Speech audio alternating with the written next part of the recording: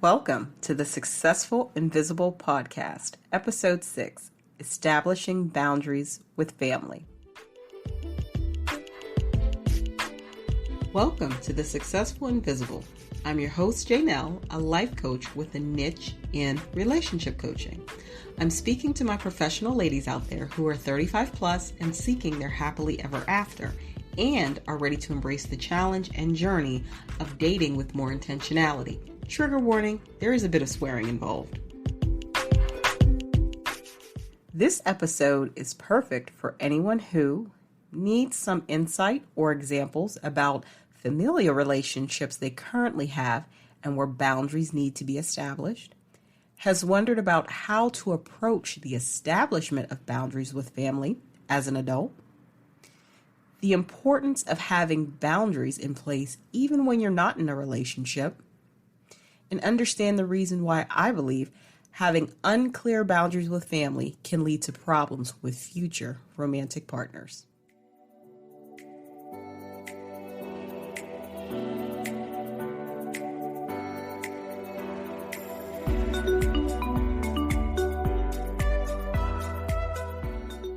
Hello. So we're back again for part 2 of this discussion around establishing boundaries. Go back and listen to my last episode about establishing boundaries with friends and acquaintances, and then come listen to this one. And this one is about how to establish boundaries with family. Now, this can be even dicier or more difficult territory because family, as we know, is complex, and most of us have some complicated relationships with family members. Not necessarily all, but some, especially those that can be very close to us. So when I was planning this episode, I thought back on 2 of my most memorable clients and situations they were facing at those times around establishing boundaries with family, either their own or their significant others. Let's get into their stories. Just a side note, I actually reached out to both of these former clients and asked if they were okay with me sharing some portions about their story for the purposes of this podcast. Both were fine, as long as I, of course, changed their names. Client 1, we'll call her Jessica. Jessica had been with her partner, we'll call him Sean, for a few years, maybe about 2 years, and they made a conscious decision to move in together. At the time I was working with Jessica, she was a fully self-supporting late 20-something with no kids and excellent credit. Sean was a fully self-supporting mid-30-something with one child whom he had partial custody of and an amicable relationship with his child's mother. Now, Sean's mother was apparently not fond of my client Jessica and was not shy about showing that. As a synopsis, it had nothing to do with anything Jessica had done to Sean's mother. It was more to the point that Jessica didn't allow his mother to kind of be rude or nasty to her without addressing that behavior in the moment. Also, last little fact for this episode, Jessica had a healthy and positive relationship with Sean's child. Now, when the time came for Jessica and Sean to move in together, guess who decided to attempt to insert herself into the process? You guessed it, his mother. Some of the things she did to try and insert herself and assert her authority, air quotes, or control, air quotes once again, was to volunteer to buy something for the house and then attempt to show up at random times to disrupt Jessica and Sean's household. She would insist that she needed to be at their home the weeks when Sean's child, her grandchild, was with Sean.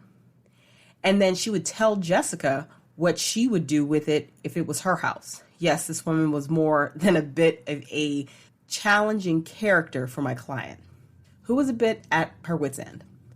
Hint, if this sounds like your situation or something similar, listen closely. After several coaching sessions around this area, Jessica understood that she needed to establish firm boundaries with Sean's mother. But in order to do so, since they now shared a space, needed to have an honest talk with Sean first. Some of the areas covered when having a discussion with Sean included talk about how she felt every time Sean's mother came to visit, express her ideas and alternate solutions as to when Sean's mother, as well as her own mother, could visit to be more in alignment with their schedules and free time. Also, she talked to Sean and listened to his feedback about how he felt about the situation and his mother visiting their home that they had together. And then coming up and making sure it was crystal clear that they had a common goal and they wanted to achieve the same things before applying more structure and boundaries around Sean's mother's visits. Now, I would love to say that everything went perfectly as soon as Jessica and Sean came to a consensus about how to start creating and enforcing boundaries with his mother. But no change that big will happen overnight. Did this change cause some tension at first? Yes. However, it is important to remember people, for the most part, don't like change. And that is twice as likely to be the case if it's change that they themselves did not initiate. So in this case, based upon feedback from Jessica during our subsequent coaching sessions, it took about 6 to 8 weeks of Jessica and Sean consistently reinforcing the boundaries around their home with his mother until she finally started to shift her behavior. One point I forgot to mention, they did have a sit down to talk to her about their mutual feelings and presented a united front to her to let her know how things were going to change and barriers and structure and boundaries that they were going to put in place. So, to reinforce her words, Jessica took the additional steps to have her actions line up with the new boundaries that they were creating as well. Please note, Sean was fully aware and in agreement with everything that Jessica did. One of the things they did, which I felt was very powerful, was changing the locks to their home and not giving his mother a key. Not at these initial phases, anyway, of this change, of this new implementation of boundaries. Also, not answering the door on at least 2 occasions when Sean was out of town for work. Jessica was at their home, but she did not open the door because it was explicitly one of the times when his mother knew that Sean wouldn't be available. I have to admit, some of the other things that Jessica did were hilarious, but they were all in alignment with what she was comfortable with. It was all with clarity and respect and reinforcing the boundaries that had been set, and Sean was very much aware. Jessica and Sean are still together and are happily loving their lives and living their lives with strong boundaries in place. So in the next segment, we'll dig into some questions similar to those I would ask a coaching client if we were exploring this subject during a session.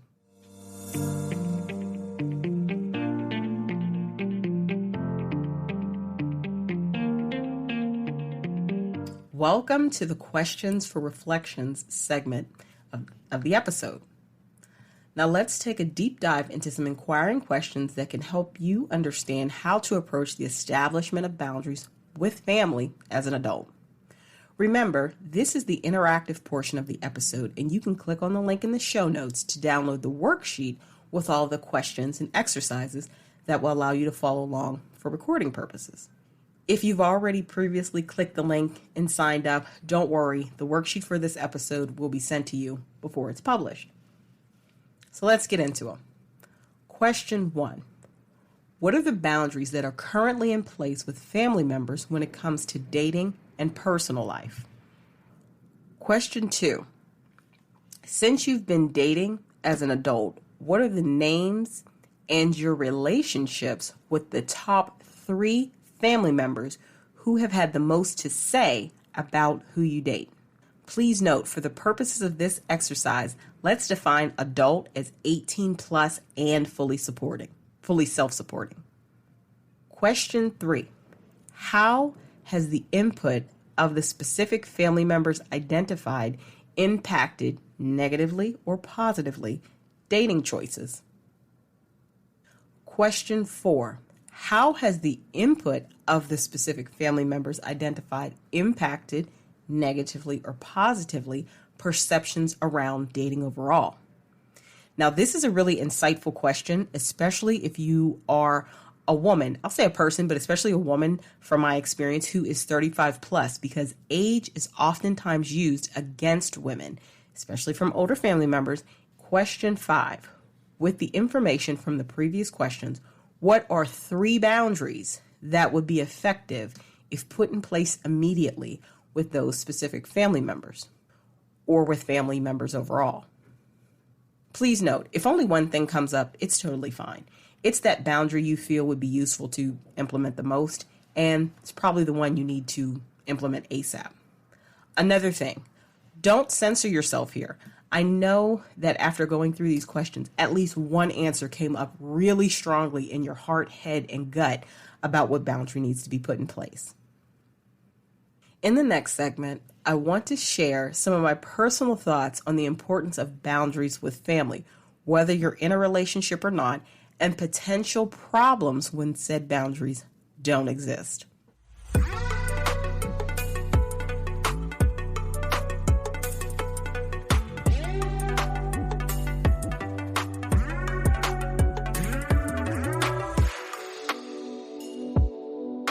Welcome to the Just My Thoughts portion of the episode, where you get to hear my personal, unadulterated opinion on a topic.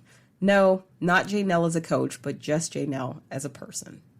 At the beginning of the episode, I talked about 2 past clients that served as the inspiration for today's episode. Well, now I want to discuss client number 2. How having no boundaries when single and then working to establish them when in a serious relationship can cause a lot of headache and frustration. Client number 2, let's call her Nikki. Nikki was single for several years in her career building years, around late 20s to 30s, and shared a lot of information about who she did date with her mother. Well, Nikki was engaged to be married to her fiance, let's call him Carl, and had, from my work with Nikki, came out that she had a very overbearing mother. Nikki was a fully self-supporting woman in her mid-30s with 1 child from a previous relationship, and Carl was a fully self-supporting man of a similar age, maybe a few years older than her, with 2 children from a previous marriage. Nikki and Carl had been dating for a little over 18 months when he proposed. Now, Carl was definitely what many would consider highly financially successful. He worked a very lucrative job that allowed him to splurge when he wanted.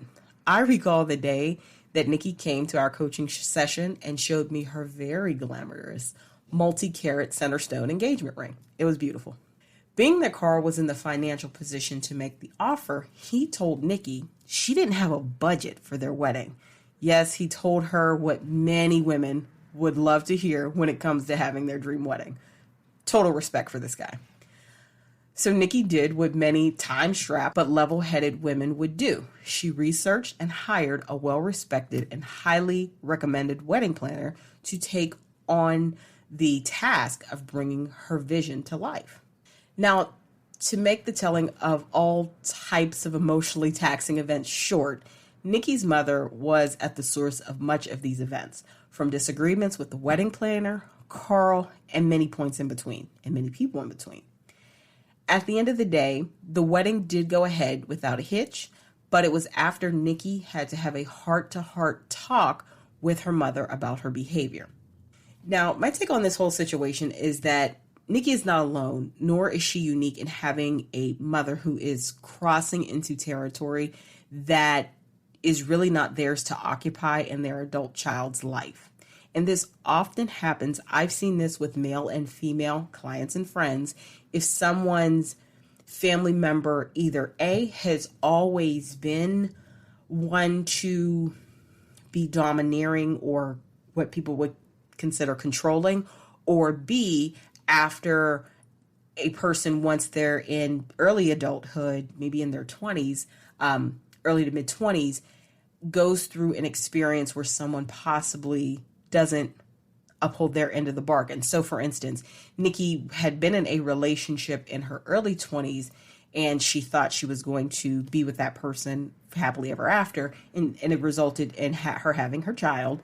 That person did not stick around to, be the other parent in the situation. So her mother stepped up and provided a lot of, I would say, emotional support and other things, because Nikki had, like I said, she had always been self-supporting and educated. And even when that happened in her previous relationship, she never was at a place of any monetary struggles. It was more having the support there, somebody to help with becoming a first-time mom, etc. And her mother stepped up gallantly so. And I know she appreciated that.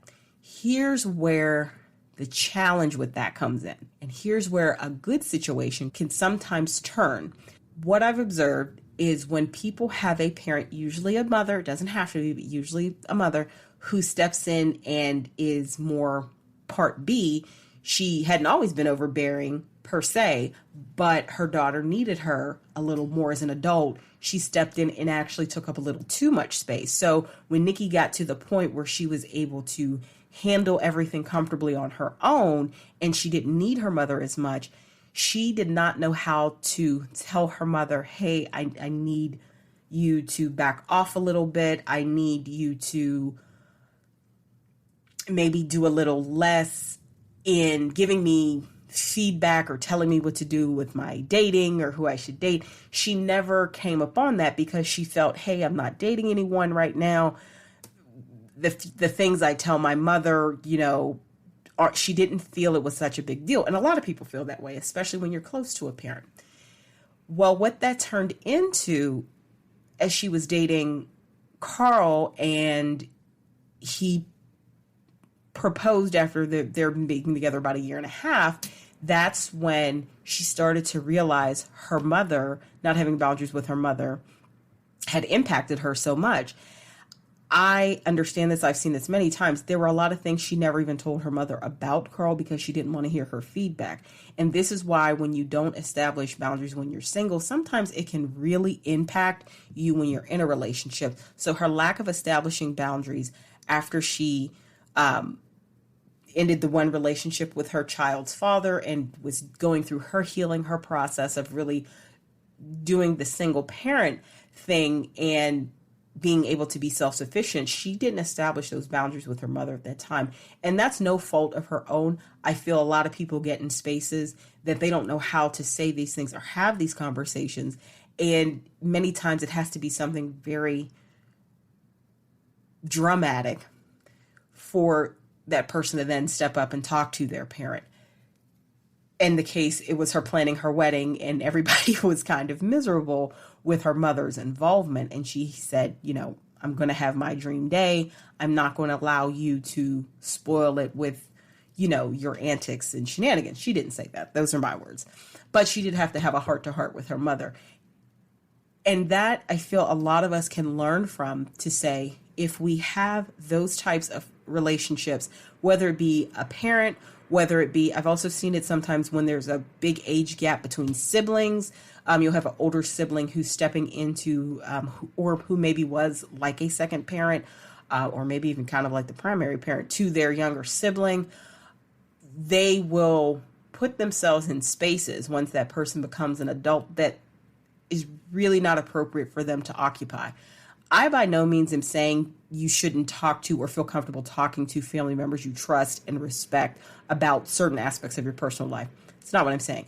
But there needs to be a very clear delineation of if you tell them something and they provide you feedback on something, it stays there. It doesn't become an intrusive or forceful or domineering thing or controlling thing. I have seen this many times, sadly, with my friends, and they will oftentimes be dating someone and it will be going great. And then that person's mother seems to have some type of problem with them. Being a coach, I always want to hear, okay, give me the full story. Let me know what's going on, the full scope of the situation. Even though I'm not in a coaching session with my friends, that part of me wants to hear, how did we get here? How did the relationship devolve to this place? Now, sometimes it's from a third party perspective, somebody not involved in those situations. I can give, I can play devil's advocate and give food for thought. And then sometimes I've had friends who have dated men who the mother has hated them off rip, like from the very moment she met her. And that denotes a different type of dynamic that the guy that they're dating has with his mother that is truly his problem. Another thing I want to bring up here and tell people to be mindful of, ladies, especially my strong, independent, educated, gainfully employed ladies, be aware if you are dating a man and he is great and he is wonderful, and this can go for women too. I actually don't want to exclude men. men be aware of this as well. If you're dating a woman and you have all of your stuff together and all of your ducks in a row, and it's almost like your relationship with them is fine, but there's this instant dislike or almost battle for dominance or control that you are in with one of their family members, please be mindful if they are trying to establish boundaries through you. That is not okay. That is not a situation you want to be in. An example of this, and I think we've all seen it or heard it. Like I said, I see men doing this more than women, but it can work both ways. A guy is dating somebody and his friends can hate her and his mother can hate her and everybody was like, excuse my language, they're like, and she's a bitch and she's this and that. What he could possibly be doing is trying to assert a boundary with that over-domineering or controlling family member through his relationship with that person. He knows that person isn't going to stand for that, isn't going to stand for, say, his mother being ultra intrusive. So he dating her, in effect, gives him more freedom because the woman he's dating that's quote unquote a bitch has no problem going to battle with his mother. That is not okay. Do not let yourself, man or woman, be used in that capacity to help establish and assert and reinforce boundaries between the person you're dating and their family member. Let's be clear, that is their responsibility. That is nothing that they should be doing through you. It's not fair to you because they're putting a responsibility that they have as an adult on you, and it's not your job. If you have found yourself in this situation at all, take a step back and really see if your partner has been using you to try to assert boundaries with that person. And a prime example that I've seen when I've observed this behavior with clients and or friends or acquaintances is that the partner who is trying to use you, whoever you're dating is trying to use you to assert the boundary, they're not that upset that you don't get along with that family member. And I've seen it, and I've even told friends that, like, hey, so what? She is a quote unquote bitch, but that's who she is. Accept her for who she is and appreciate her personality and how she operates, or leave her alone. Don't date her because you have an ulterior motive of trying to establish a boundary that you yourself need to self-reflect and create.